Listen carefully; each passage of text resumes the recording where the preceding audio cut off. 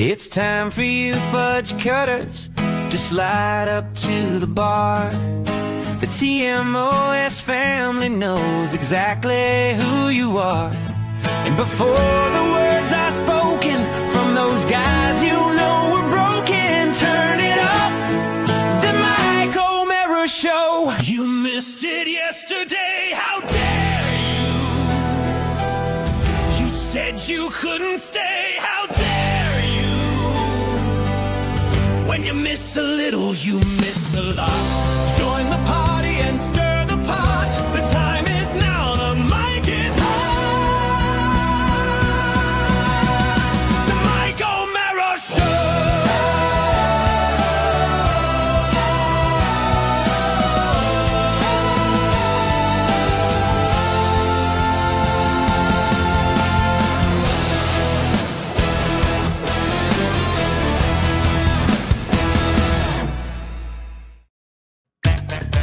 This episode of the Mike O'Mara Show is brought to you by the TMOS Amazon portal. Remember to click the Amazon link at tmospodcast.com before you shop. It's that easy. Thank you. Now on with the show.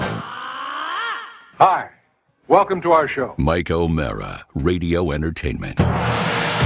You can listen to the Mike O'Mara Show at MikeO'MaraShow.com. Well, what have we here? It's a podcast. Fine. And what excitement we have today. It's the Mike O'Mara Show with Mike O'Mara and Rob Spiewak. And now, here's Rob. It's a jar show. I hope Mike is enjoying his trip to Disney World. Yeah, absolutely. He's going to take on the, what was the ride that made him throw up? The Guardians of the Galaxy, Galaxy yeah. Rewind, I believe. Yeah, it also made me so motion sickness that I could not ride the monorail to get back to my car. I had to just lay on the bench. That motion, those forced perspective motion things are crazy. Well, no, it's a roller coaster. But don't they have like? But it is the teacups on a roller coaster track. Oh, okay. So all it right. spins you while it does its own spinning. No, you see, I have the need for speed, but I don't like spinny. The last time I was at KD, King's Dominion, I rode every coaster. It was very sad, Josh. I went by myself. I borrowed a car. This was before I had my car. I borrowed a car and I drove to King's Dominion. I rode every roller coaster except Tumbili, which is it's not really a roller coaster, but you're in a spinning chair, and I can't handle it. I can't handle it. I can't handle it. The best way I found is years ago when I believe Kelly and I were dating. We were took Owen to the Magic Kingdom for his birthday. Yep. And he insisted on doing the teacups. Now I'm still in date mode. Oh, so you've got to do it. I'm going to get sick, but I have to do it. You know, I have a similar thing with when Carrie and I were dating. I went and saw the cherry blossoms. It's very similar. Yeah, it is. You do things that you would never do. So, but I remember reading, you have to stare at something. If you stare at something that is spinning with you, you'll be all right. So what I did is I took a selfie video of myself the whole time. Oh, so you were staring at the phone. So I'm staring at the phone. It worked. Wow. I got off it perfectly fine. I don't want to do it again. The teacups are that's not as intense as the other, I think. No. Like, I don't like the octopus. I don't like any of that stuff where it flips you. And the worst ride I've ever been on for making me feel bad. And this is, it would have been 1984. So it's 13. The Carousel of Progress. No. That's just horrifying because of the horrible figures. No, this one required me when I disembarked to actually sit down on the concrete, legs crossed, and just settle down. I didn't even find a bench. There was a ride at King's Dominion called the Apple Turnover.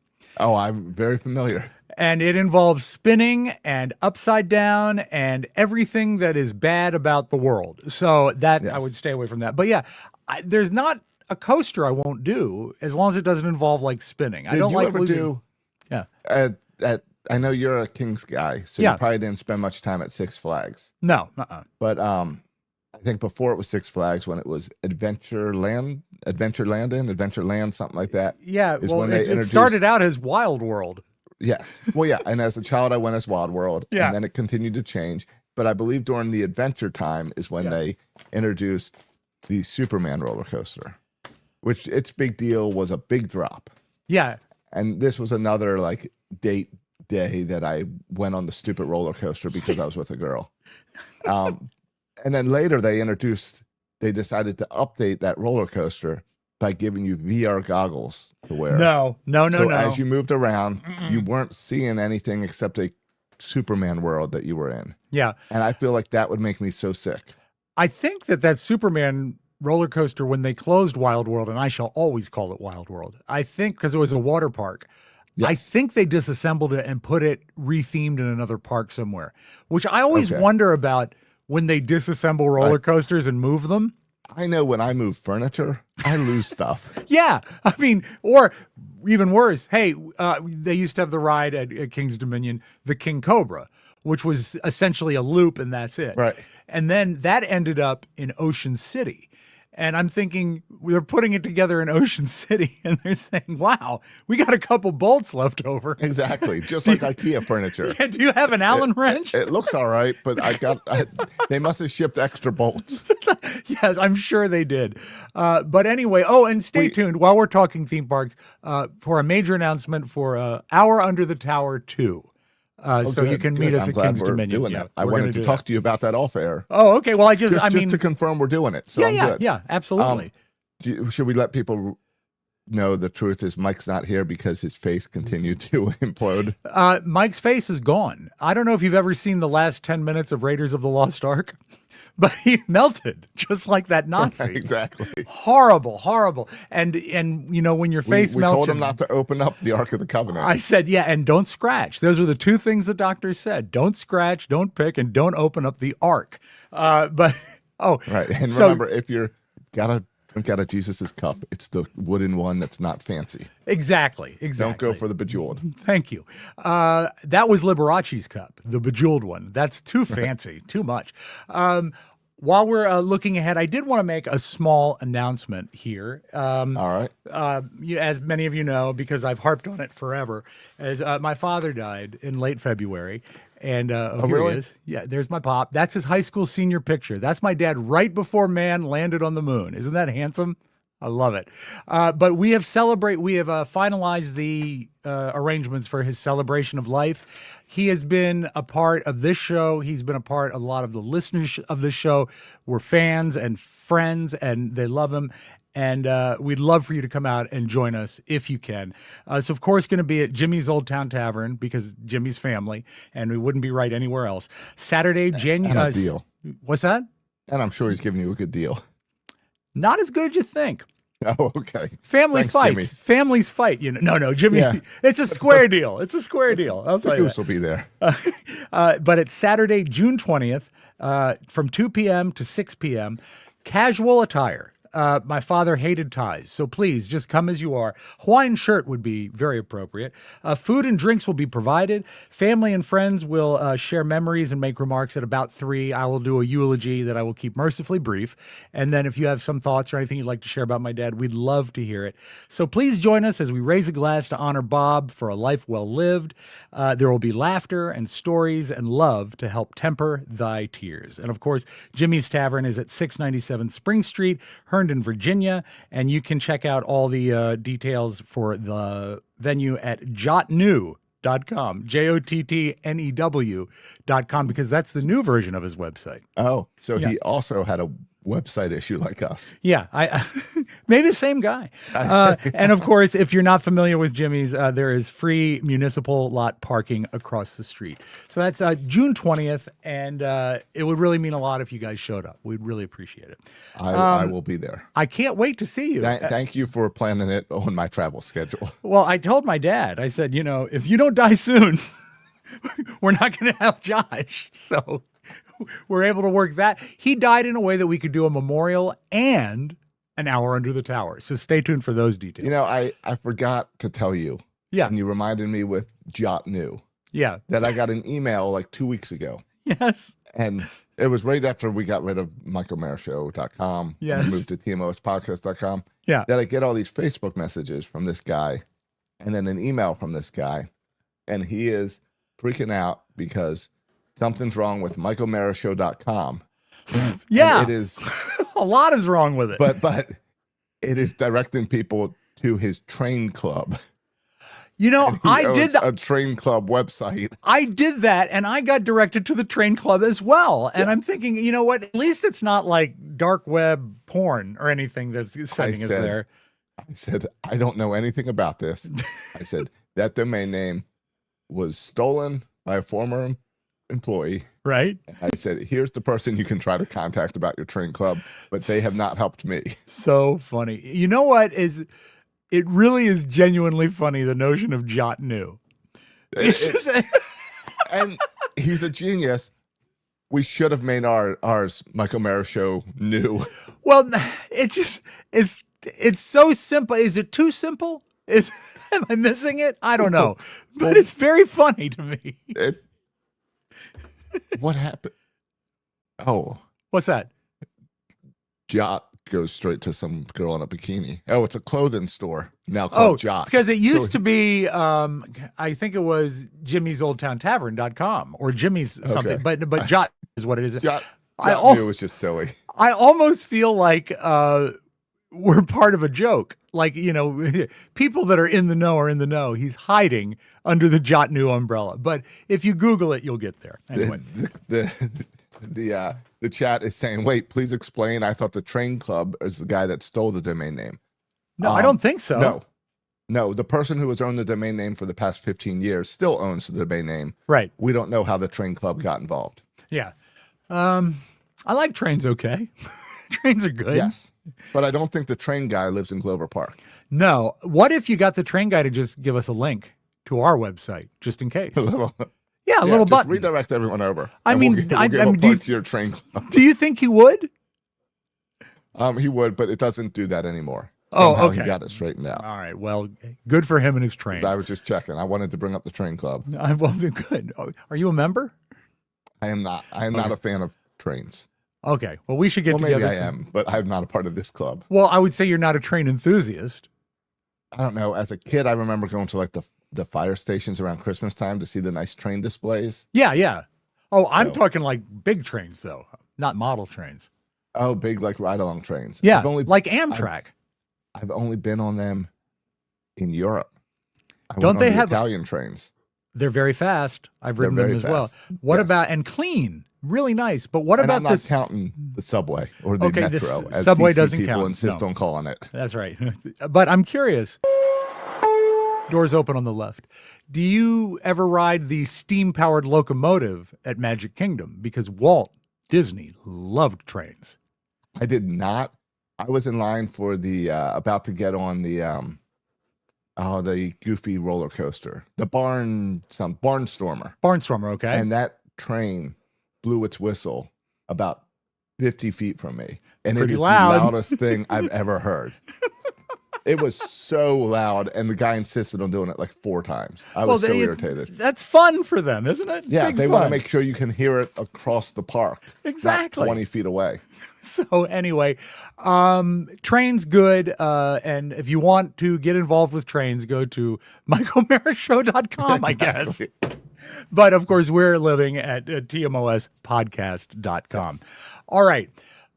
I think you and I don't know if we're going to bust heads, but we definitely have differing opinions on how America is celebrating its 250th sesquicentennial, I think it was, or sesquibicentennial. Something by. Yeah, 250 years of America. Yes. My initial thought when they started making a big deal of this, like in April, and local news loves it, of course. Yes.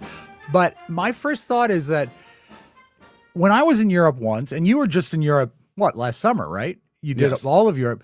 You realize how old Europe is in comparison. And how young we are. We're a young country. And 200 years, 250 years sounds like a long time. It is. But that means I've been alive for more than 20% of this country's life. Well, that's the thing, looking at those museums in Europe, and everything there is like older than our country. Yeah, it's exactly. Like by a long shot. And I think that we still sort of have a reputation of being like an upstart country. I mean, it's not a great time for people to love America anyway, but I like to think of America as a teenager. Yeah. You A know, difficult We're teenager? the 13, 14-year-old. We're the ones where the entire world revolves around us, Yeah. but we don't deserve it Yeah. all the time. I see. But You know, we're the that's quite noisy one. valid. We get all the attention. Maybe we should take a year where we're the fat teenager, the one that's introverted and Well, you hasn't know, it's many like friends. Exactly. We're in the midst of those teen takeover years. We're just flooding the shopping malls. Beautiful. So I am disappointed in our country right now. A lot of people are. And the fact that we're staging this huge celebration, I think, is not what we need to be focusing on. And then I'm looking on my feed you're this wrong. morning. Because- Okay, maybe I am, see, but you're saying you mentioned this yesterday. Well, Yeah. because of the state of the country now, we Yeah. shouldn't be celebrating. Well, half the country, like me, likes the direction we're going. That's but more true. than that, we are celebrating 250 years, which means we're celebrating the entire existence, not just this moment of the country.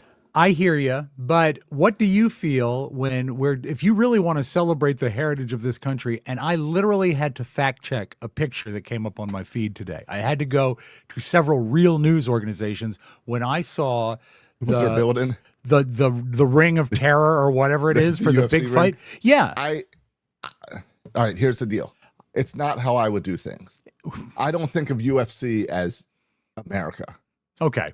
I would honestly, if it was up to me, we'd have a nice big like baseball game. Like that's an American sport. Okay. And Yeah. it'd be But like, would you do let's it at have a the little White? Would you tournament. do it at the White House though? I mean, it'd be pretty cool. Anything at the White House is pretty cool. The biggest, and it comes back to the Nationals. The Nationals, the biggest mistake they made is that you can't see any of the monuments from their park. You're right. Because all those monuments in the White House, they look cool in the background no matter what you're doing. Yeah. If you're having a paintball tournament on the White House lawn, it still looks cool because you're at the White House. From your lips to God's ears, please don't talk about a paintball tournament at the White House. No, they made I the same don't. mistake when they built FedEx Field in Landover. It was so far away you couldn't see the money. And if you watch a Commanders game on TV, they always show a shot of the Capitol or the Washington Monument, like it's in town, but it's not. Like the Nats always show the cherry blossoms when they're in bloom, and it's like that's going to take you 45 minutes to drive to. I hate cherry blossoms. I know you do. I'm not a fan either. But this really struck me. I almost didn't believe it when I saw it. It's like the movie Idiocracy, where the president of the United. Yes, it is. No, it's not. No, it's not. We're celebrating 250 years with a fight. But no, we're celebrating it with all types of things. We're having a fight at the White House because it's the president's favorite sport. And it's also his 80th birthday. It's a present to himself. Oh, on that day? Yeah. All right. Well, that's not on July 4th or whatever. It's No. But so I don't mind that because, come on, if you're the president, do cool things. And I know not everyone's going to think it's cool. But I don't think it's cool. But Then if I have was Ronda president- Rousey in for McDonald's. You don't need to build this arena on the White House. Come on, don't you think it's cool when Trump brings in and caters with Big Macs because he can? I think it's cool to see the table of 200 Big Macs. I think it's lazy. And also, you can't cater with a Big Mac because it's got a very short half-life. I know the fries are a disaster. I think every president in my lifetime have done goofy things and embarrassing things and weird things. Okay. So this is just the next thing. And I'll tell you, as much as I don't like the UFC at all, right? I think Mike's the only one of us that watches this stuff and likes it. I'll check it out simply because it will look cool with the White House in the background because everything does. You know, but when I see it, it offends me that they're using this sacred ground where our government is centered, the executive branch is centered at the White House, and they're having what would be more suited to a state fair or a rec center right in the middle of the lawn. I think it's disappointing. But then you're not disappointed about the turkey thing and that's tradition and the Easter roll. Well, maybe this should be a new tradition. We have to start sometime. I don't think it's going to be a tradition. I don't think so either. But do you think they'll leave it up for the next fight? Yeah, they're going to leave it up till November. I was going to say they could disassemble it and sell it to Ocean City. No, they're just preparing it for the next January 6th. Okay. We'll have it right up there. ready to hang whoever needs to be hung. That's not even funny. No, it'll be taken down the next day. It takes like 3 weeks to take down. But are you using the same workers to build that you are to build the Trump arch? I'm just curious. Is there any overlap there? No, I'm sure it's the painters from the fountain. All right. Now, here's something that I heard about today that I think you will find entertaining. Have you heard about, the whole thing is called Freedom 250, and the fight Chris is part of it. Chris is suggesting a UFC fight at the Vatican. Again, that would look cool. Why not? I'd be okay with that. I'd like the Vatican. But they put it in the big you're area. Screwing there. up. I don't want to fight at the Vatican. You have to have it at the Colosseum right down the road. That's a good point. You know what? What if you did it at the Vatican and the Pope? Who's another religious leader that the Pope could You know fight? what this is? There used to be, when I was in high school, one of those race car games where you would choose like Paris and you'd race like around the Eiffel Tower, or you'd choose the Colosseum. UFC should do a world tour of fights at major landmarks across the world, right in front of the pyramids. Great. At the bottom of the Grand Canyon. Yeah. And have someone jump over the Grand Canyon while they're doing the fight. Well, seriously, what I don't understand about this UFC fight is UFC fights are normally held indoors. Yeah. So you normally have controlled climate, where this UFC fight, what if it rains? What if it's hot?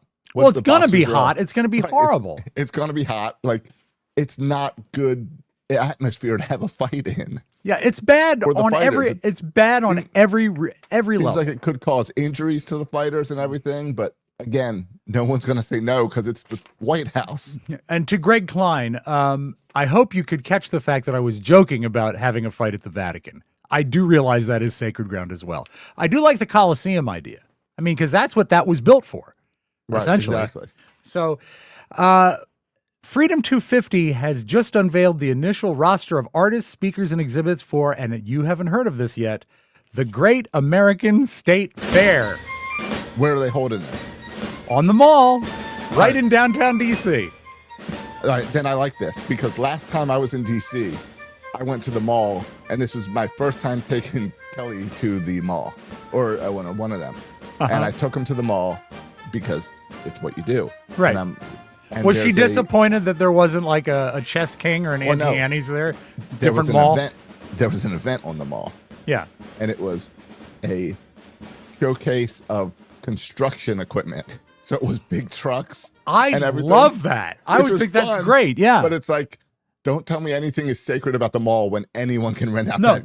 I don't think the mall is sacred. And I think the mall exists to be a gathering place for all people. So however, the idea of I do like state fairs. I do too. The idea of bringing a massive state fair to DC, that makes sense to me. It can't really be, though, the Great American State Fair, because it's not one state.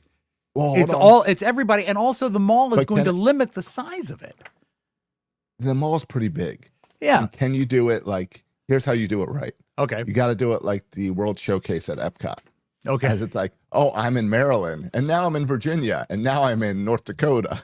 As you walk down the aisles. Mike would hate the fact that you drew a Disney allusion to the Great American State Fair. It will run from June 25th to July 10th, including the, of course, July 4th anniversary. Be a great place to watch the fireworks. Absolutely, when you're down there. Have you done it? I've watched the 4th fireworks. of July fireworks? I've done Have it. You gone to the mall? Never gone to the mall. No. I did it once. Never again? It was cool. It's a nightmare of people. Yeah. Trying to get out of there. Sure. Did you metro? How did you do it? Of course I metroed. Yes. From New Carrollton. I remember days of old before they really cracked down, and people would show up in the morning with like a couch that they had no reason to ever take back to their home, and they'd sit on the couch and stake out their place. It's much more controlled now. When I saw the fireworks downtown, I had a friend who had an apartment near the National Cathedral.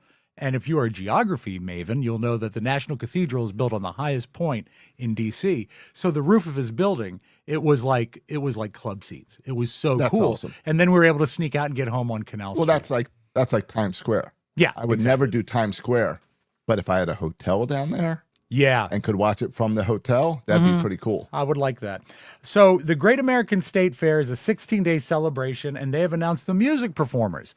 I would like you to tell me, which do you think of this list are A-list performers. I give about 1.5 to Are them. the Village People on the list? Don't read ahead, but no. Because Trump does love bringing on the Village He People. does love bringing on. I don't understand. He dances like this. Yeah, when the his Village People one come little on. dance. Yeah. Okay. On June 25th, Martina McBride, Okay. country Fine. singer, and I think an A-lister. I think that's a she used to be an A-lister, so yeah, I'll give you that. Okay. That'll draw people. June 26th. If you want to come out to the mall and hear one hit record, join the music of C&C Music Factory. That's what state fairs are, though. State fairs are always one-hit wonders. Yeah, but this is the Great American State Fair. Right. And by So the which way, means the you Commodores have also been booked for the 27th. And I saw the Commodores at the Fairfax County Fair, and they were Exactly. fantastic with a huge dossier of hits. Well, I like this. I like that you're not being like, hey, it's America. We need Taylor Swift. No, you're bringing, all right, who does state fairs across the country? Let's pick some of those. Let's pick from that list. You have All right. I think they should have a qualification that you had to do a state fair in the past 10 years. County Fair too? County Fair count? County fairs will count. Okay. I have said in the past that I think the worst decade of music for pop music history is the 90s.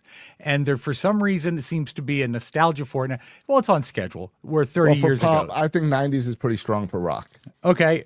What about if you went on June 26th and you saw Vanilla Ice at the Great American State Again, Fair?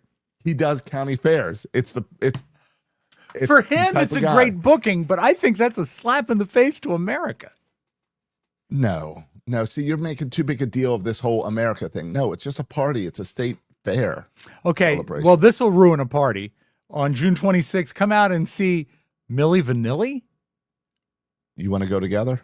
No, and they're lip syncing anyway. They don't sing. Yeah, I don't know anything about Milli Vanilli. Okay, they're a false band. They were Rob and Fab were hired to be very handsome faces for the band, and they didn't do any of the music. So they were in shame. But Okay. this could perhaps relieve them of their shame. Also on June 26th, I would like this Young MC. I like Young MC. Wait, so you're pro Young MC, but anti Vanilla Ice? Yeah. It's the same type of performer. I don't know. I think the Young MC Bust a Move's a great song. It's the same. All right. I'll cede that. But still, if I'm late, just don't let Young MC start. As I mentioned on the 27th, the Commodores, great Motown band and a long string of hits and good I live. do like the mix of genres here that you've been having. All right. On July 2nd, this is the one that I thought might be the biggest headliner, the biggest A-lister, Florida. Now, he hasn't had a hit in a while. No, Flo Rida also falls in with Young MC and Vanilla Ice. Okay, but They are doing this is the county tour circuit. The other thing they do is these same guys do the post-game concerts at stadiums across the country. and they also help clean up after Because the stadium. remember, the people, it's not like the president or Senate made this list of performers. It was probably Live Nation. I don't think so, but maybe we could do some research on that. On July 3rd, getting close to the actual birthday, Bret Michaels. Not the band Poison, but Bret Michaels. Yeah. Well, he's been doing his own thing for a while. Yeah. And he might be doing his own thing by himself because I don't think a lot of people will attend. And then this is my favorite, and there's a reason. June 27th, Morris Day and the Time.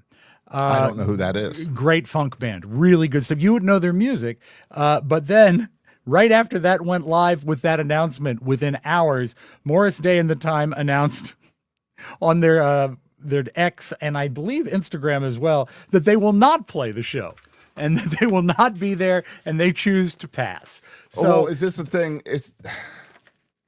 I hate when politics invades everything in life. Yeah. Is this one of those things where if you're playing this, that means you're supposed to support the president? no, I think Is that how it's taken back? maybe, but if you are announced to play and then you say you're not playing, Right. there's something wrong there. Like maybe they No, decided they agreed. wanted to have them and then they said, no, we don't want to do it. Because, I mean, they Yeah, did a but- major national government but- press release. Right, but that's what I'm saying. You're not booking this without locking everyone up. So something's weird there with how that guy did it. Also, there's going to be military performances and demonstrations. All of the great the singing sergeants, the president's own band. They're all going to be there. And the fair will also feature special appearances and programming by representatives of the National Medal of Honor Museum, nationally recognized health and wellness leaders, and some of America's top innovators. I don't think that's really good stuff for a fair to hear like a PowerPoint from an innovator. No, that's also a state fair, county fair thing where you'll have people do presentations. Well, I always. What about the when they? What about like the biggest squash or the best butter? The sheep. Bring the sheep out. I hope they auction some cows. I would think that would be great. Do you think Vance could do that? You don't need the president to go down with the cows. Yeah, that's more of a Rubio move. But now, speaking of sheep, you went to the movies. Yes. Okay, yeah, that's the list. I did. I went and saw. There will be a Ferris wheel. I don't know if I mentioned that. Is it really? Yeah, free to get in. Will you go? I'm tempted to go. If you go, I'll go with you. What are the dates of the fair? What was it? It was June 25th to the July 9th, I think. Hold on. All right, let me see. Paper. Here we go. It is June 25th through July 10th. All right. You will be in town. Hour under the tower to hour at the UFC thing. Hour at the carnival. No, it would be a fair. We have to find something that rhymes with fair. Something at the fair. We'll say an hour at the. I got it. Come kneel at the wheel, and we'll meet at the Ferris wheel. What are we praying? No, we're just kneeling. That's all. It seems like a shame to drive through DC and not check this thing out. I can only imagine what it's going to do for traffic. It's probably going to make it really rotten. It's got to be a metro event. We're going to have to take the metro. Yeah. Mm-hmm. All right. Green line, silver line. What are you into? Well, see, I'm always a New Carrollton guy because I'd be coming from Annapolis. So, but for this, I'm sure I could come down and join you at your stop. Well, you could come to my house and then we could go to the Silver Line. Boom, straight on in. We'll take care of that. All right. So you saw The Sheep Detective. The Sheep Detective. All right. Do you know anything about The Sheep Detective? I know that the name is a parody of the Neil Simon movie from 1,000 years ago called The Cheap Detective. All right. So here's all I knew going in. Okay. Is it's talking animals, their shepherd dies, and the sheep decide they're going to solve the murder. Oh, so the shepherd doesn't just die, he's killed. He's killed. Is the shepherd, and a shepherd is like a regular person? Does he talk to the animals? Yes, he reads murder. He reads murder books to them every night, and he's very close to his sheep. So that's why they believe they can do this. Oh dear. So here's the deal. So I took the kids last night. It's a kids movie. It's PG. Sure. Mm-hmm. I go into the theater, and my kids are the only kids in the theater. There's a lot of people in this theater, like grown-ups. All grown-ups. It's a lot of people older than me. It's this older crowd. It's PG. Why? Because they show like udders. I don't know. Counts. Probably because it was talked about murder. Okay. Probably. Granted. Okay. But better answer. Rob, this might be my favorite movie of the year. It was that good? It's a really good movie. It has the Brett Goldstein, the guy from Shrinking. Is he Roy Kent? Is that his character's? Yeah. And I don't know if I meant to look up if he wrote this or whatever, because it is funny. He is a great stand-up. If you ever he has a Netflix special, it's worth it. It's great. I love him in every show he's in. But it is it's a good family movie, but it's like family movies were in like the 80s and 90s where there's depth to them and emotion and the whole family can actually enjoy it. It really is. How does the mystery angle work out? Because I love a whodunit. The mystery angle works out pretty good. Is it as good as like a Knives Out or similar to a Knives Out? So take like a Knives. It reminded me a lot of Knives Out. Okay. You simplify it a little bit because it's for families. Sure. And then it's the sheep are fun. The technology of making the sheep talk and look all right and not look weird totally work. Hold it. The animals are like AI, not like cartoon. They are, like real. They look. I was going to say I would say like in the movie Babe, where the pig is a real pig. It's like okay. Babe. Well, so now I'm in. Good. Now I'm in. I like that. And it does a really good mix of the humans talking and figuring, like, because you've got the clumsy cop who's trying to solve the murder, and then you've got the sheep who are trying to solve it, and they end up helping out the cop. And it does a really good job with, like, they can't talk to each other, but having it be like, now you're hearing what humans are saying, now you're hearing what sheep are saying. You've intrigued me. No, it's a great movie. You have truly intrigued me. Any other celebrity voices in it? Like recognizable ones? I'm wondering. Yeah, I recognized a lot of voices, but let me pull it up. So I thought this was just an animated feature. Hugh Jackman is the shepherd who dies. Oh, okay. Yeah. So, let's see. Emma Thompson, sure. Big British actress. Nicholas Braun. Don't know. Bella Ramsey, Bryan Cranston. Bryan Cranston from Breaking Bad. Yeah. And Malcolm in the Middle.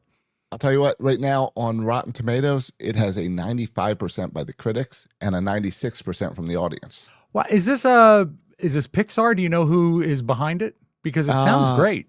It is, I'm telling you, an hour and 49 minutes. I was shocked how good it was. Because I don't mind going to kid movies. No, I don't either. I take a gummy, I get a big thing of popcorn, and I sit there and I just eat the entire thing. I mean, I love the whole movie experience. I don't do it enough. I really, really got out of the habit during COVID. But when you see a movie, it's a shared experience, and if it's a good movie, it's all the better. So you know what? It was. I believe it was Amazon MGM. Okay, that very put good. it out. So it'll end up probably on Paramount Plus soon, or MGM Movies. Well, MGM, or Amazon Prime. Oh, that's true. Prime. Okay. I always forget to go to Prime for movies, but if you have kids or if you don't have kids, this movie is really good. It sounds so stupid, but it's a great movie. You've really inspired. I may go see it. I may go see it alone, like I go to King's Dominion. I go to King's Dominion alone. I already turned to Kelly last night during one of the trailers, and I said, I'm going to have to watch that movie by myself, aren't I? And she said, yes. Now, she said, see if they still have the Tuesday morning deals. What? Which kids did you take? Did you take Camden and Owen? Camden and Owen, yeah. How did they like it? So 2 12-year-olds, they both enjoyed it. God, that's great. You don't hear a lot. I guess the last movie that everyone was all up in the air about was the outer space movie with the teacher. With the teacher. And that was very good too. And I loved that movie, but I read the book, so that wasn't as big a surprise to me. Where this movie, I went into it being like, I might take a nap. Sure.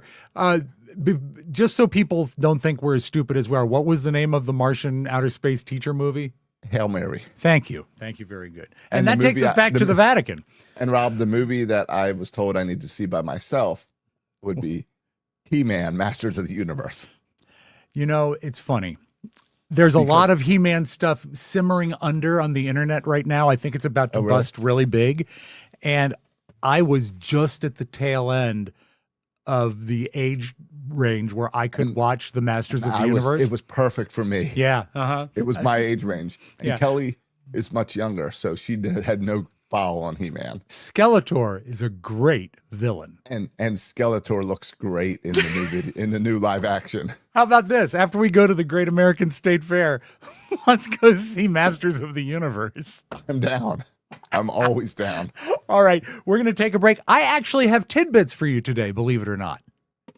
Rock and roll flavored tidbits. Are they 30-year-old tidbits? No, these are stay tuned for the world's first black and white newscast. We'll be back after this word from Dermglow. Hey, fudge cutters, Mike O'Mara here. I want to share something my wife Carla is really excited about at Dermglow Skin. Peptides. Peptides are natural compounds in your body that act as messengers, helping with things like repair, metabolism, sleep, and energy. Now you can supplement them all. Partnering with a trusted telehealth partner, Dermglow gives you access to doctor-prescribed peptides in all 50 states. It's simple. Take a quick online quiz, get approved, and your order ships straight to your door. Peptides can improve your energy, metabolism, and cellular health, detox and skin support, hair, skin, and scalp health, better sleep, and the Wolverine stack for recovery and healing. And of course, GLP-1s for weight loss. Whether you're trying to lose 30-plus pounds or just the last 5, there are programs and microdosing options to help with benefits like reduced cravings and better blood sugar balance. Everything is prescribed by licensed doctors safely and conveniently. If you're low on energy, struggling with weight, not sleeping well, or just not feeling your best, there may be a peptide that can help you. Visit dermglowskin.com and click the weight loss and peptides to get started. dermglowskin.com, helping you feel better from the inside out. Do you think Hugh Jackman uses that Wolverine pack? That's funny you say that, because that's the first time that Wolverine stack stood out to me as well in that copy. It really jumped. Anyway, oh yeah, tidbits. It's time. And no, this is not my normal forte, but let's see how we do. I found some stories I think you all are going to enjoy. So Colbert's final show was a huge success for CBS. He had an amazing number, 6.7 million viewers. Yeah, because everyone else turned off their show and said, go watch Colbert. No competition. But still, good for him. And I love when good things happen to CBS. You're right. They should, you know what? They should bring the show back, because now people care. Now they do care. So they had 6.7 million viewers, which is pretty good, except the day after, CBS took a 85% downturn in viewership. Right. 85% is not that great. Let's be real. There was probably a 50% downturn after the first segment. Yeah, you're right. Jimmy found that same night that the Comics Unleashed, that's the infomercial that they're running, it came in third to Jimmy Fallon and Jimmy Kimmel. They each had 1.5 million viewers, and Kimmel was a rerun. So a rerun Kimmel is beating the new Comics Unleashed. CBS revealed that Byron Allen had purchased Colbert's marquee time slot for, as they said, tens of millions, and he's going to air his show Comics Unleashed and the second hour. So basically this guy Byron Allen, who was a comedian who got his start on the show Real People, now he's a billionaire.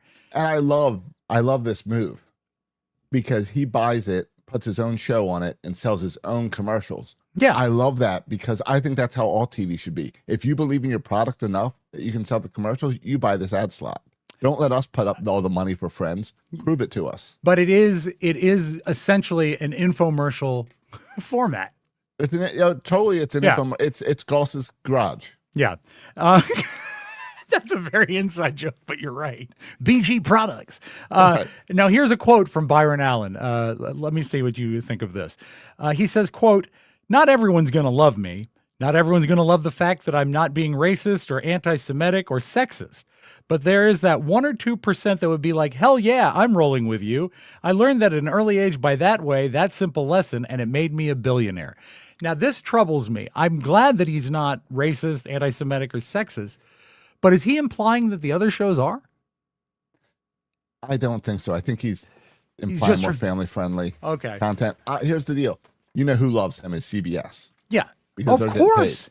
Yes. But I will check it out, because I've seen the show. I'm curious. I'm curious about Comics Unleashed. The second show is like a game show, I think, and John Lovitz is on it quite a bit, and I like John Lovitz. See, that could be fun. Yeah, that is fun. And the talk show format, we've talked over and over how it's dead. Yeah. Podcasting especially has killed it. You need someone really sparkly and sensational to make a talk show work. And no one's out there that does it right now. Well, John Lovitz, I would say John Lovitz has what they call guest energy. Not so much a host energy. Does he bring his friends on? I don't know. I've only seen little bits of it, but it's so great. They cut to Lovitz, he'll be Lovitz, say, "Here I am, jealous," and he's so funny. Anyway, I like when I'll stumble on one of his TikToks. Oh, he's great. He's always annoyed. He did a lot with Dice, as a matter of fact. Him and Dice going around New York City is the best. It is really great. Okay. Everyone loves soccer, or as many people call it, football. And they're going to be hosting, and one of the finals will be hosted in Mexico near, I believe it is Puerto Vallarta. Here's some bad news for people of Puerto Vallarta, is that there seems to be a serial killer down there. That's a problem. Yeah, following the discovery of the bodies of 3 murdered women over a span of 11 days in Puerto Vallarta, they all shared similar traits. They were all partially stripped naked, all in their mid-30s, and they were all found in remote locations. So the people down there, the police are saying we have no proof of them being related, except it's 3 murders in 11 days, and they all have the same modus operandi. So if you're going down to Puerto Vallarta for some sun, fun, and soccer, please be careful, especially if you're a 30-year-old woman. Yeah. That'll ruin your day. Though? No soccer players. I'm afraid not. So I imagine that's part of the World Cup. Because the World Cup has a bunch of games out here. Yeah, they called it a host region. Puerto Vallarta is in the region. It's not like a city. But anyway, so if you like soccer and you want to go down there, please be careful. Yeah, don't get murdered. That's been our motto for years. I always thought Drake, and I'll get some rock and roll news here, or top 40 news. I always thought Drake had gotten to a point where he was sort of a punchline as far as being a performer, because I know he broke hot after he was on a Canadian kids soap opera. Yeah, so he's a handsome young buck, and he makes the top 40 records. I didn't think that his best work was ahead of him, but apparently I couldn't be more wrong. The Hot 100, which is not what it used to be, because the music is so segmented. Is it still pay to play? No, it's not. But music is so segmented now, and you really can't rate it from radio airplay. It's different. Like, for example, in like 1970, there were probably like 38 or 39 number one records in the year. And last year there was like 4 number one records because there's no turnover. But this is insane. On the Hot 100 this week, Drake has the number one song, which is called Janice, STFU. Oh, I love that song. Yeah, it's great. Janice doesn't like it.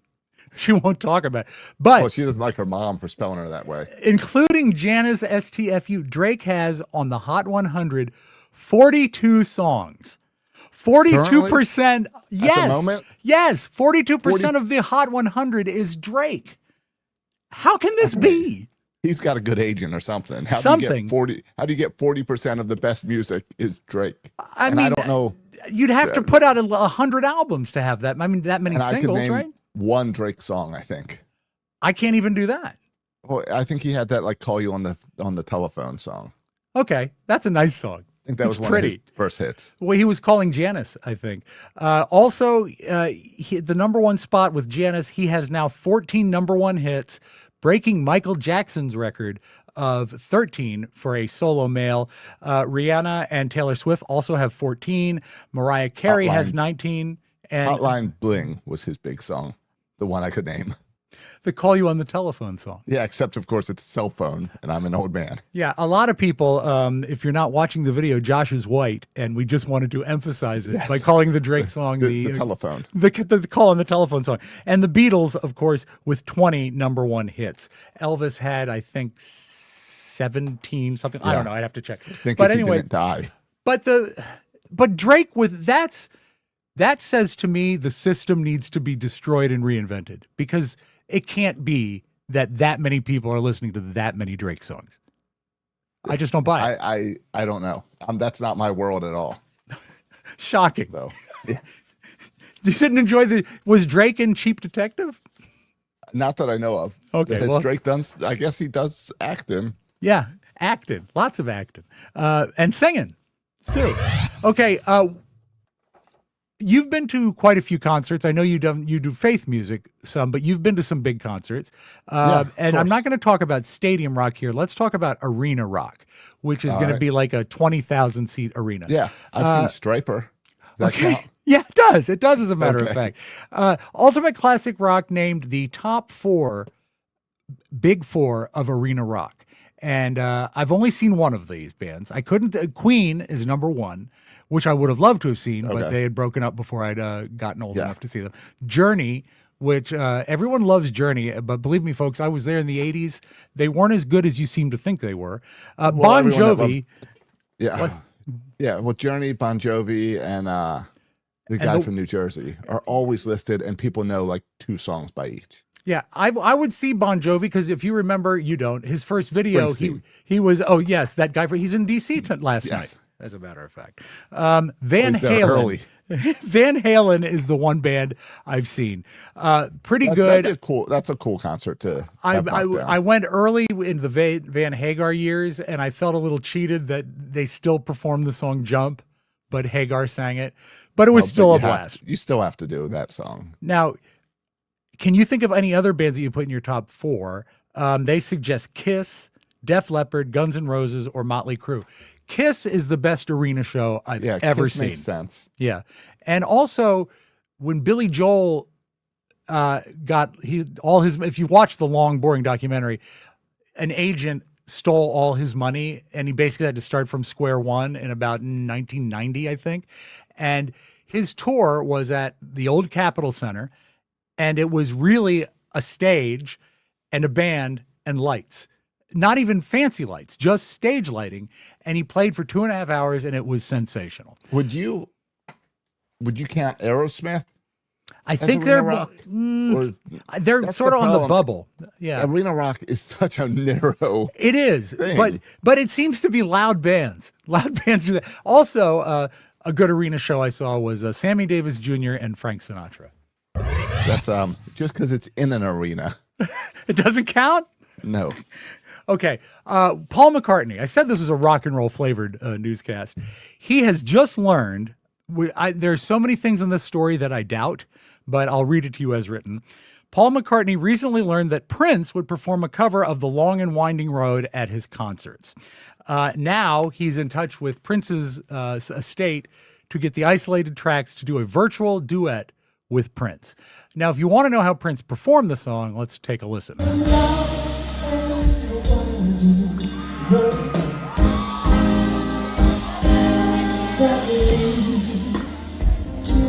is a money grab. Exactly. This is Paul McCartney trying to get on the This Prince is when, money grab. like when he did the duet with the Foo Fighters, which was good, the duet with Ye, which was horrible. But Paul, you're gonna get all the money anyway. You don't need to do this. No, just do AI John Lennon, and everyone will be happy. Oh, you don't need to go the Natalie Cole route, where you sing with your dead father.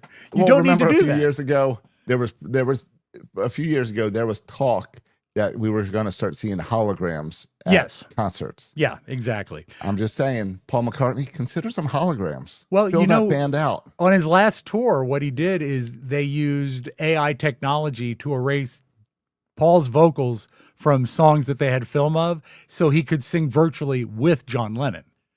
Oh, so he has gone down this path. Yeah, he has. But now he's looking for more money grab. Yeah, and he says, Paul, you have all the money. I love you. You are Mozart. You are so talented. Relax, man. Paul says, oh, it's really great. I'm going to start Ask the State because, you could make it into something really good. It's kind of rocky. He plays some really good guitar on it. He's a special guy. And then this is where, again, I don't believe it. Paul said that Prince is a wizard and named the song Kiss as one of the top 10 tracks that defines the life of Paul McCartney. Are you buying that for a second? I guess. Sure. No. He also said songs that define his life are All Shook Up by Elvis, God Only Knows by the Beach Boys, and Don't You Want Me by the Human League. Paul, stop lying. You don't like the Human League. No one likes the Human League. I'm sorry. Aren't we all ready for Paul McCartney to just go away? There's an amazing, and I recommend people take a peek at it. The Onion website did a story about the preparations for Paul's funeral. And it's handled like a real, it's very, very funny.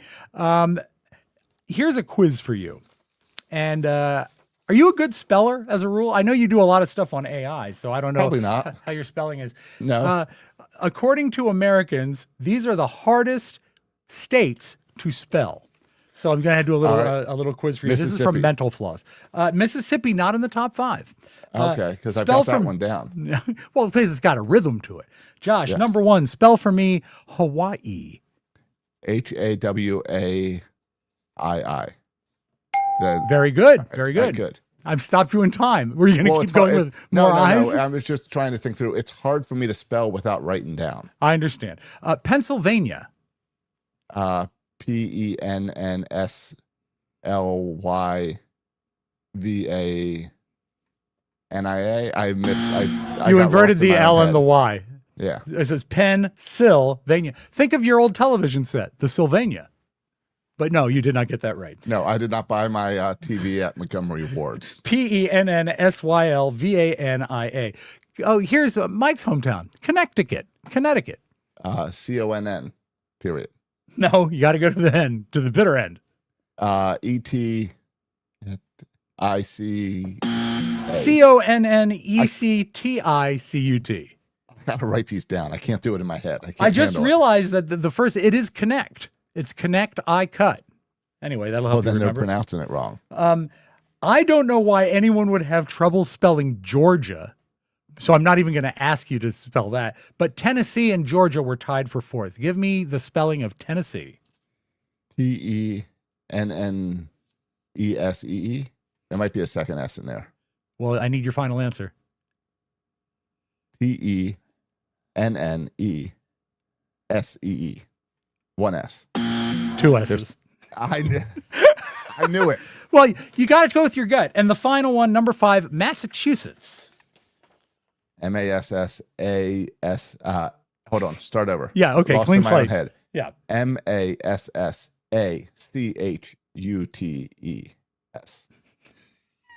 Massachusetts. You really do need to write them down, don't you? I get lost in my own head. It's all the gel. MASSACHUSETTS. Mississippi, number 7th on the list, as you mentioned it. Yeah. Also, what is the most mispronounced state? I love this. There's 2 of them, and we are such a stupid nation. Oregon. No, people that still say Arkansas instead of Arkansas. Wait, that's a real thing? People say Arkansas? Yep. Mm-hmm. Well, Stupid, right? yeah. Sad, Yeah, right? it's like the people that can't say uts. Yeah. And then I realized as I moved down here, and people down here just do really call it oots. Yeah. And then also people say Nevada, and you should say Nevada. That's the other one. Nevada? Yeah, Nevada. Yeah. Yeah. Okay. Well, you go there because you love the hotels. And finally, Josh, I hold in my hand the final story. It's hard enough to find a nice pickleball court without a guy like this.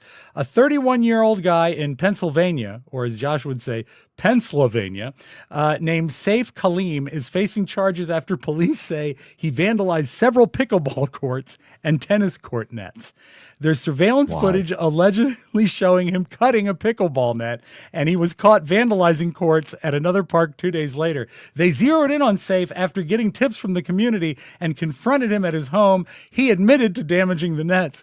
When asked why, he said he was upset because he recently suffered a pickleball injury and his summer was ruined. So he didn't want anybody to have any fun. So look out in the near future for a class action suit from a bunch of white guys whose knees aren't what they used to be. My dad plays pickleball every single day. Do you think your dad would kick his ass? Oh, yeah. He wins tournaments and stuff all the time. No, I mean like beat him up from wrecking the net. Well, no. My dad would just play over the little wire that's left because they always run that steel wire through the middle. That's true. It's got to go through the net. Now, does your brother, does Matt play pickleball? Because I know you've played it before. If the 3 of us get together, we can have some really good pickleball tournaments. I bet. Who would be your 4th? Well, that's a problem. It is People a problem. don't like to play with us because we're too competitive. You are too competitive. It is literally a problem. All right, so that's your news, folks. When we come back, I got some thoughts about 6th grade, and Josh wanted to talk about it as well. But first, I want to talk about everybody's favorite podcast, Hicks, Nicks, Sticks, Picks. It's a great program. Josh and I co-host it together. If you like movies, but you feel that you are sadly lacking in your knowledge of classic motion pictures, you can fix that by listening to Hicks, Nicks, Sticks, Picks, the podcast about Rob's movies. Every week, join us as we watch a classic movie that I hand select, and I try to convince Josh why the movie is great, and sometimes I succeed. Occasionally, we do good movies. Yeah. We always do classic movies that you feel like you should have watched at some point in your life. Yeah, for your cultural literacy, with the exception, and we always bring it up, Frankenstein. That was a mistake. The new Frankenstein was a mistake. So whether it's But a comedy... Maybe we'll do He-Man. And also we'll review the State Fair. Whether it's a comedy, a horror, a western, a musical, color, or black and white, watch the movie in advance and listen in. It's really fun because we will not only give you a recap, but we pepper our thoughts, and I try to bring facts. Josh brings facts. It's fascinating. You might learn something. You might disagree, but no matter what, you're going to enjoy yourself. So check out Hicks, Nicks, Sticks, Picks this week for the 1981 masterpiece, The Cannonball Run. This will post today. Per Josh's request, it's in full color. Yes, and good luck finding it to stream. Yeah. Luckily, if you do, I'll give you a hint. I enjoyed it. Luckily, I have the Blu-ray, which is sort of like buying a Cadillac to pull stumps, but I do have the Blu-ray of Cannonball Run. Does it hold up? Cannonball Run? Is it a remnant of a different time? Is it the second Jack Elam movie that we reviewed? Yes. Yes, it is. But is it our first Burt Reynolds movie? Yes, it is. So. It is. Yes. Yeah. Because Burt Reynolds was not in Support Your Local Sheriff. So visit HIXNIXSTIXPIX.com or wherever you get your podcasts. Tell a friend, subscribe, give it 5 stars, do all the things. Hicks, Nicks, Sticks, Picks is what you need right now. By the way, the name is great. Hicks, Nicks, Sticks, Picks. Hope you can join us for that. I so enjoy it talking to you because on certain movies you're into agreeing, and then there are other movies where you just zone out. So I like to try to keep you interested. I don't think I zone out. It's just I hate this movie. What's the least? What of the movies I've recommended? Which is the one you've hated the most? I don't know. Frankenstein doesn't count because Frankenstein doesn't count. I'd have to look at the list. Yeah, and see some that I really didn't like. I know that you liked Rosemary's Baby, although it upset you. I did like Rosemary's Baby. I just had to watch it at like 9 in the morning with all the lights on because I have problems with Satan. I'll tell you how I watched Cannonball Run. Yes, while driving down 95. Now, when you played that movie, did your Tesla listen and go faster? It did not, but I had nice full loud volume with the movie. Had it on the iPad. And it was great. Yeah, it's. I can't wait to talk about this. The problems with it are multifold. It shouldn't hold up, but we've got strong opinions. Now, you've got 2 6th graders graduating. I do. Right? Yeah, they finished 6th grade. Tomorrow's their last day. And for me, 6th grade was a graduation out of elementary school and into middle school. For them, middle school is now 6, 7, 8, right? Middle school is now 6th grade, 7th, 8th. Right. For me, it was just 7th, 8th. Me too. So 6th grade graduation was a really big deal, but it got me thinking about like what life was like when I was in 6th grade, which then is like, we talk all the time about everything that changed, but it made me think about what hasn't changed. Yeah. And what is still the same. That because if you ask the kid I graduated 6th grade in 1992. Yeah. If you ask someone in 1992 what life would be like in 2026. Yeah. I mean, flying cars, right? Yeah, of course. I mean, and I was, you're, I guess, 11 into 12 when you're in 6th grade. So it was for me 1982. We're 10 years apart. And it seemed like things were modern then. I remember seeing a computer in 6th grade. We had like a field trip they would never do this now, to the teacher's house where they set up 2 or 3 computers that we could see and touch. Unattended, just in the teacher's house. That's kind of creepy in retrospect. I did have one field trip to a teacher's house as well. It was to churn butter. Was it just you or was it the rest of the class as well? Right. We were all there. Okay. And the teacher watched you behind a one-way mirror? Is that how it worked? Yeah, trapped in the basement. Exactly. Do you remember your 6th grade teacher's name? Mr. Fitzpatrick was my 6th grade teacher. I am Facebook friends with my 6th grade teacher. Oh, see, I am not, but I am Facebook friends with my 4th grade teacher. Oh, that's wild. That's wild. Yeah, Mr. Lengel was my 6th grade teacher. I remember that 6th grade is about when we got the computer thing and we'd play. There was an oil game and a landmine game, and there was very little you could do on a computer then, and they were massive. We started watching videos instead of actual movies where they would actually thread a projector. That was sort of a transition time. What do you remember about then? Well, what's cool about 6th grade is through elementary school, I was in that class with my brother-in-law now, and he eventually married my sister. But because of that, he is very nostalgic and keeps all this stuff that I've thrown out. So that's cool. So every now and then he'll bring things out. Like he sent recently he sent like a class video from when we were in 6th grade, which is cool because he saves all that stuff. I have a video of our class from 5th grade that I believe was shot on a camera the size of a Kia Soul. Because the home video cameras used to be so big. Actually, you know what? It was not even that. It was a big camera that connected to the video unit. There were 2 pieces, and you had to wear the video unit like over your shoulder, and then you could hook it up into your television. But it's weird. You watch it, and it might as well be 100 years ago. But there are things that are the same, I think. Well, yeah, and I was struggling to think of things that were the same, and then I went and had to pump gas this morning. Yes. I realized pumping gas has not changed. No. It's the same as when we were kids. Mm-hmm. You pull the thing out, you stick it in the car. It's got even the little thing that you clip to like hold it down for you to rest your hand. Yeah, I think the same. the only thing they've changed. You got the card readers. Yes. Now, but other than that, yeah. Yes. And this morning I told you I forgot my wallet, so I had to go inside and prepay. And I haven't prepaid for gas since I was in high school. You felt like a troglodyte. Yeah, horrible. But the idea of pumping gas has not changed. And the other thing that I came up with was grocery shopping. Why has grocery shopping not gotten better? They've tried. You know, like there are certain stores where you can like scan your own groceries, and they think self-checkout is a huge deal. And it's not. And I know you can order online, but that's like saying, well, pumping gas has changed because I now plug in a car. No, those are different things. Now, I remember 6th and 7th grade, the thing to do, and we discussed this earlier on the show this week, I think, was going to the mall. Yes. Is that anything for your kids? It is. And it wasn't until the past year. It has completely come back. Wow. That my kids love going to. In fact, after school today, I told my daughter I would take her to the mall. Now, are you at the point where what my folks would do would like drop me off at noon and meet me at 7 o'clock outside Woodward and Lothrop? Or do you go with them? No, because there's a lot of pushback on malls now. Of unattended kids, minors. Unattended minors. In fact, I've been to a couple malls where they like, after 7 o'clock, they put like a wristband on you and on your kid. Wow. Not where you're locked together, but it's like the kid has a pink wristband and you have a green wristband to say you're here responsible for some kid, and that kid is here with an adult. That makes it fun, I guess. I don't know. I guess that it was a different time. Things were safer. But I mean, when I was growing up, the big mall was Tyson's Corner in McLean, Virginia. But then Fair Oaks Mall opened outside of Vienna in Fairfax. And this had everything. Right. A movie theater, restaurants, Spencer's Gifts.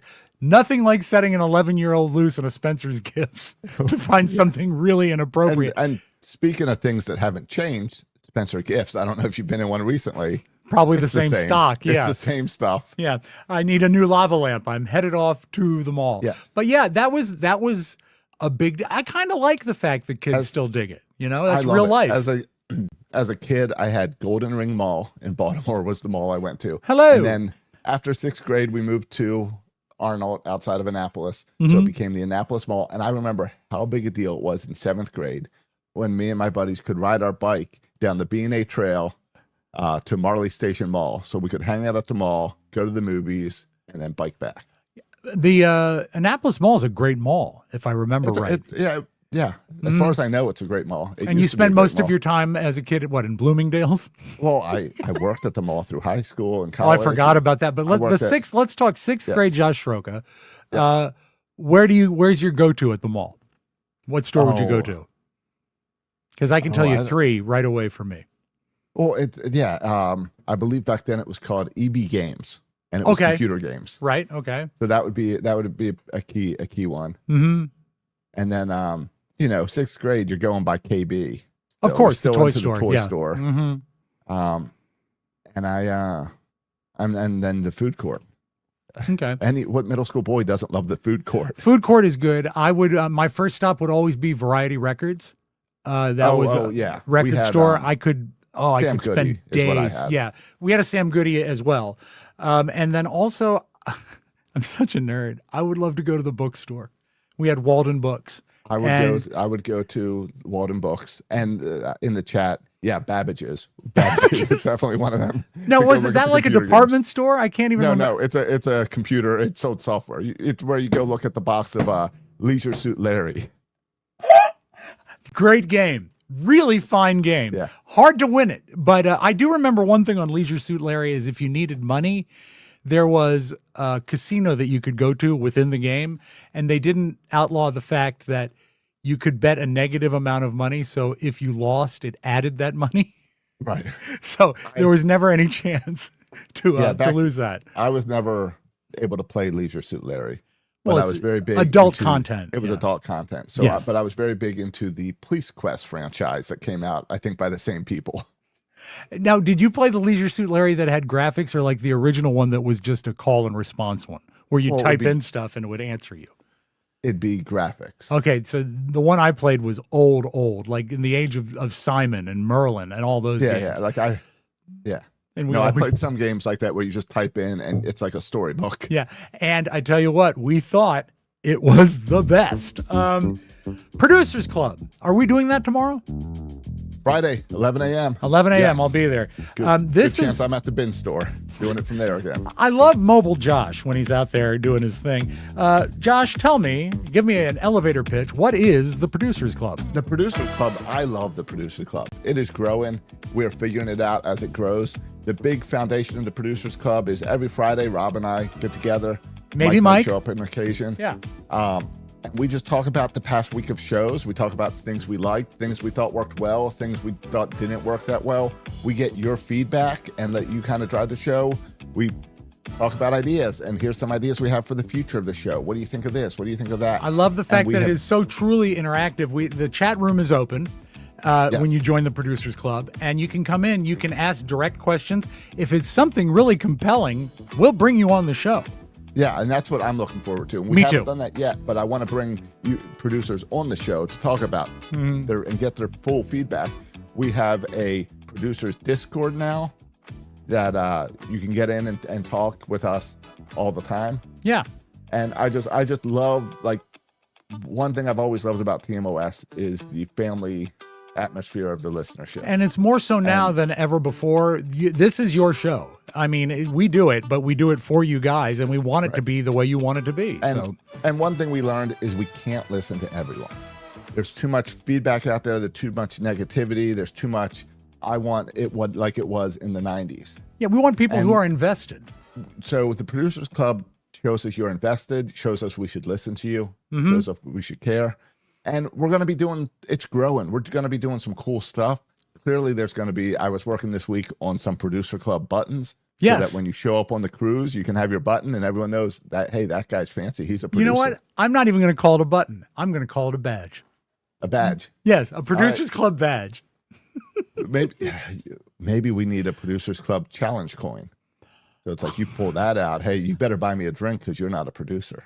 I hate challenge coins. I'm sorry. I do too. You know what? I do too, but the Producers Club is where it makes sense. Everybody in the chat room is saying that I hate everything in today, especially for some reason. But no, I can't do that. I don't do challenge coins. Unfortunately, it's too cheap to join the Producers Club because I was really hoping for jackets. Satin jackets? Yeah, like DJ jackets? I love it. Like members only jackets. Oh, even better. Yeah. Or let's just be creepy and put everyone in trench coats. But you can join the Producers Club over on our YouTube channel. Yes. You sign up there. That we're letting YouTube handle all that right now. $20 a month, and you get even more access to us. And I really do think the Friday shows are 30, 40 minutes, and I think it's really fun. It's not a show format. We purposely don't start with any opening or music it's just or anything. it's like a show meeting, really. It is. It's a show meeting. And I really enjoyed the time flies, and it's not going to be all nuts and bolts because we always end up laughing at stuff and remembering stuff. Yes. But also, this is for what you would call a P1, the really invested listener, that they would take the moment to support the show that extra step, which is awesome, but also give you more unfettered access to us and what's going on. So the Producers Club will meet tomorrow at 11 a.m., and I will discuss the music bed under the new Amazon bumper and whether or not it's too much. And then maybe we'll talk about Mike's face. Face. All right, we're going to take a break. This is where you ask me if I have a new beautiful video. I thought that was our break. This is, yeah, we're done with it. And then we'll come back and we'll do video. We're already to the video segment? Yeah, after we do All the right. soul spot. But you have to ask me if I have beautiful video. Well, I missed one. I missed the segment. And I don't know. Do you have beautiful video today? I do. I have lots of it, Josh. And we'll hear it when we come back after this I word. feel like Mike. I missed the segment. You don't look like Mike. We'll be back after this word from Soul. You know that we love Soul, and with good reason. They make delicious hemp-derived CBD and THC products with precise dosing, clean ingredients, and formulas designed for predictable feel-good effects. They have the amazing out-of-office gummies, the refreshing and delicious out-of-office drinks, and they even have THC oil drops. But now they have some new products that are truly next level. Soul now has out-of-office mood gummies, 3 new gummy varieties that are specifically formulated to reset your routine, one vibe at a time. You can get uplift for a little boost, balance to keep things nice and steady, or mellow because sometimes we all need to take it down a notch. Mood gummies are where it's at. Remember, all of Soul's best-selling out-of-office gummies deliver a customizable calming buzz. It's the easiest way to unwind without the grogginess or next-day regret of alcohol. You wake up feeling rested, relaxed, and ready to go. Josh and Rob swear by them, so don't be a dummy. Buy a gummy. Ugh. Give yourself the gift of a healthier unwind at the end of your day. Right now, Soul is offering our audience 30% off your entire order. Go to getsoul.com and use the code TMOS. That's getsoul.com, promo code TMOS for 30% off. Thank you, Mike. Mike will be back on our next show. Actually, Mike's on the bonus show, which will drop tomorrow morning at about 9:45. And Mike will be back Monday, and we appreciate it. Now, the words of Jerry Todd. Hey, I like that. Some beautiful video. Jerry Todd. Little by little, soccer players, footballers are seeping into the national consciousness, and I think it's a hard press by soccer. I don't think it's going to work yet. Undeserved? Undeserved. Okay. You and your brother should play soccer on opposite teams. But There'd be a whole lot of slide tackle. okay, in Chelsea, which is England, a footballer on the Chelsea team is doing they do social media stuff now is all part of sports. He'll interview a football guy and he'll say like, "What's your favorite food?" or "What's your day like?" So this guy is named Cole Palmer, and he gets asked a question about the most famous person he's ever met, and this guy must play a lot of soccer because he does not seem plugged in. Famous person you've ever met? Don't actually know, you know. Is there not like a random musician or film star you've bumped into or like? Maybe Madonna, actually. Madonna? Is she famous? She's incredibly famous. No, but bro. you said Madonna like Madonna. No, I meant like, when the hell did you meet Madonna? Oh yeah, Madonna. She was at Chelsea game, innit? I've seen her there. That's a big name, bro. I got a picture of her. Did you? Yeah. Did she ask you for the photo or did you ask her for the photo? I asked her for a photo. Madonna. Is she famous? She's that new kid, that pop singer, right? Yeah. I think Madonna counts. Madonna does count. Robert Pattinson. Have we heard much of him since the Twilight series? I've seen him in something else. They tried to make a big push for him. Well, he's got a movie coming out soon. They have not announced the date yet, and it's a weird fit. He's playing Chris Hansen. Does that name mean anything to you? To Catch a Predator? Yep, he's playing Chris Hansen from Dateline To Catch a Predator. The movie is called Prime Time, and the weird thing is he's really captured the voice of Chris. I don't know what the plot is. Wait, I'm so confused. I can only guess the plot is How to Catch a Predator, the movie? No, I think it's the story of To Catch a Predator, and I'm guessing the climax must be when the guy that they caught committed suicide and effectively ended that series because it got too serious too quick. But I want you to hear Pattinson doing the voice of Hansen, and I think it's pretty good. Come on in. What would have happened if I wasn't here? It's too high pitched. You see how this looks, right? It gets better, I think.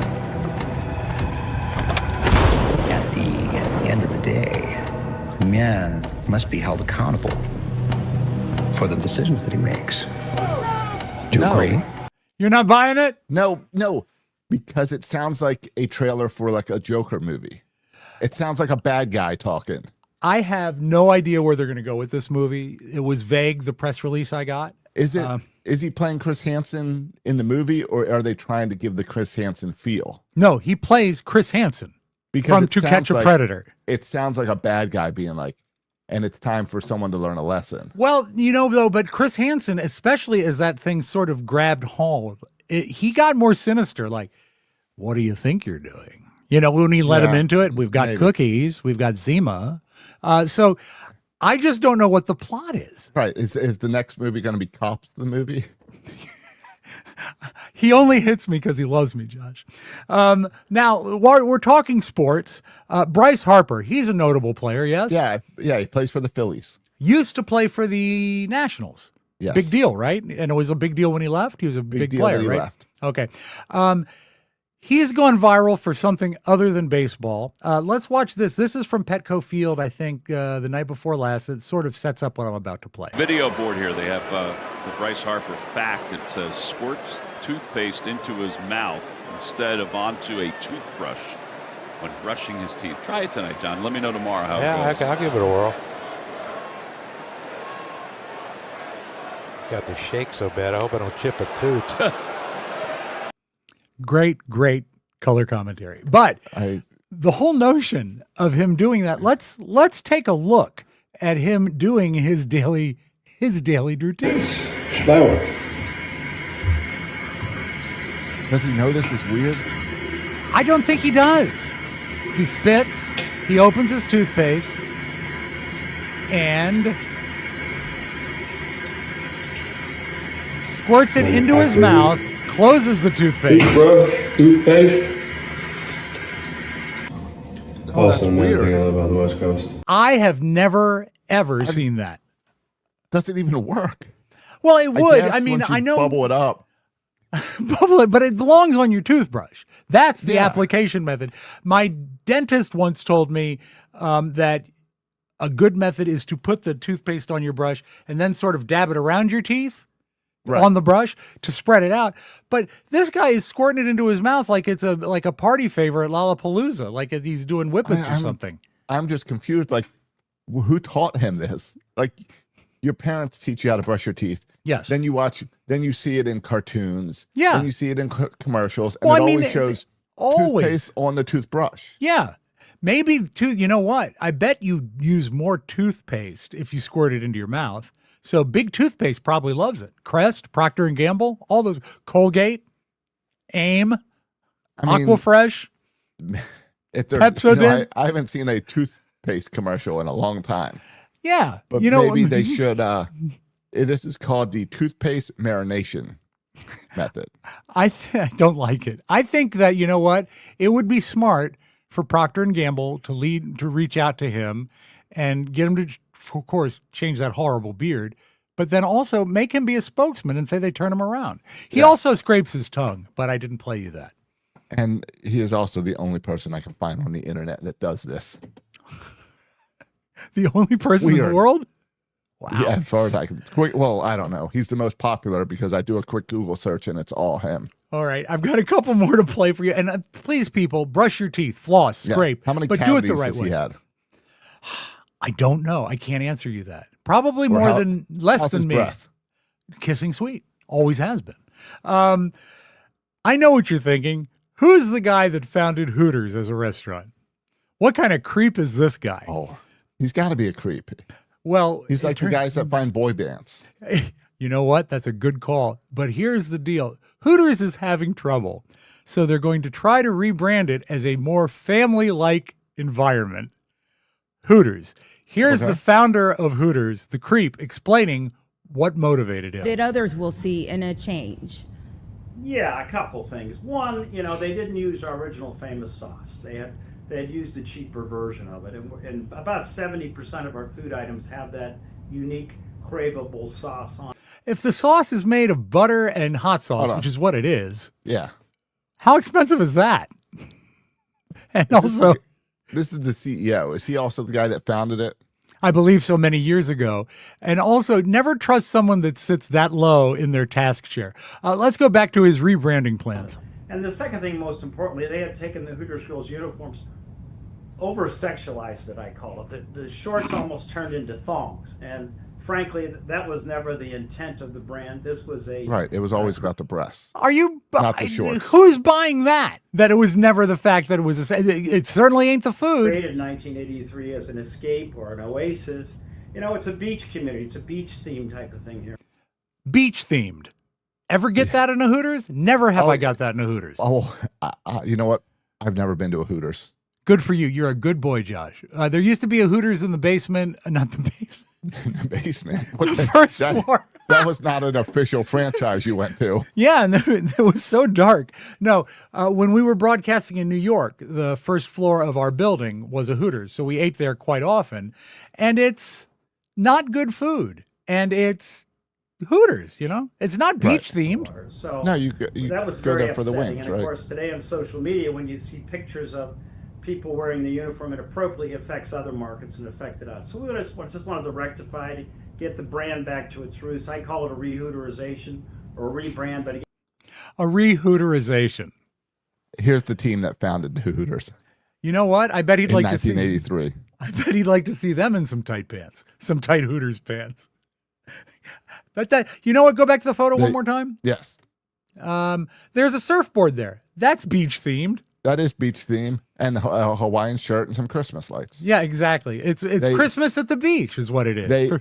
Hooters was incorporated on April 1st because they thought it would be funny because they thought it would probably fail. Yeah, you know what? Hooterization and re-Hooterization is funny, is it not? It's very funny, entertaining. Yeah, let's re-Hooterize the Mike O'Mara show.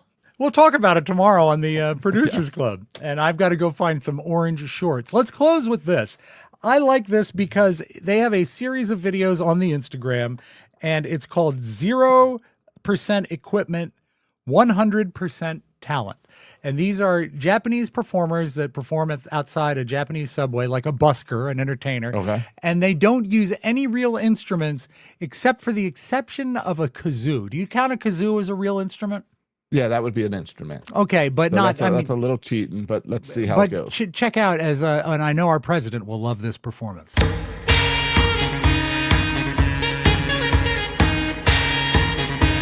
And I should set it up for people. I count everything on that screen as an instrument. If you are using something to make music, it's an instrument. Okay, but I mean, to be fair, it's a rice strainer or a kitchen strainer of some sort, a squirt bottle, a 5-gallon water bottle.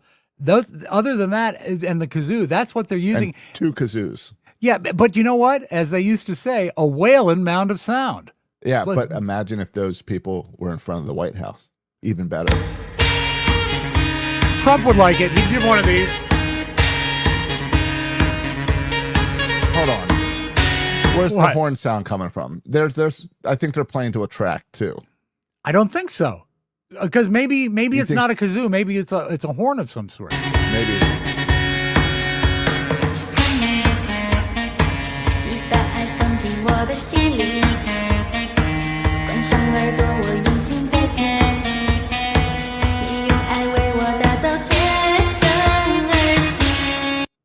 I like the fact that they're in an area that has excellent reverb.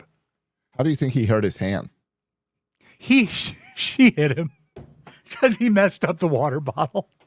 She said, water bottle is sacred. You can't do that. It sounds good. I like when people try something new. I do too. And are creative.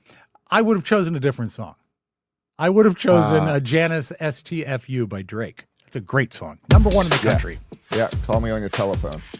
Yes, the Call Me Telephone song. I'm going to Google that Drake song today and see how great it is. Drake. I don't know. Thank you so much for listening to this episode of The Jar. Josh and Rob. Mike will be back on Monday. Bonus show with Mike drops tomorrow. Really fun bonus show where we get into the nuts and bolts of AI. And I think some of our true personality shows. And Mike wants a new phone. That was my favorite part of the bonus show. He wants his phone completely redesigned. Yeah, he does. And also, watch Mike play in pain because his face was really killing him. I hope that's what he's off today for, is dealing with his face. I'm sure it's going to be fine. If he comes back in tomorrow with a tight looking like a plastic surgery face with the eyebrows up, the surprise look, I'm going to call him on it. Monday he should just have his whole face wrapped like in bandages. Like the Mummy. That'd be great. Yes. Remember, Producers Club tomorrow at 11 a.m. Eastern. You can join the Producers Club for a nominal fee by going to our website, tmospodcast.com. We want to thank Josh Schroka, the host of Hicks, Nicks, Sticks, Picks, for joining us today. And remember the celebration for my father, Bob Spiewak, at Jimmy's on June 20th. You'll find all the information on my Facebook page. And I went wild. I put it on Instagram. Crazy. Oh, wow. Crazy. And of course, the Ferris wheel will be free at the National Mall. For Mike O'Mara and Josh Schroka, it's Rob Spiewak saying thank you for listening, and we will see you next time. Josh, you going to say bye? Bye. I never said bye. Thanks for listening to another episode of The Mike O'Mara Show. Please remember to click the Amazon link at tmospodcast.com before you shop online. It means a lot and makes the world a better place. Mike O'Mara, Radio Entertainment.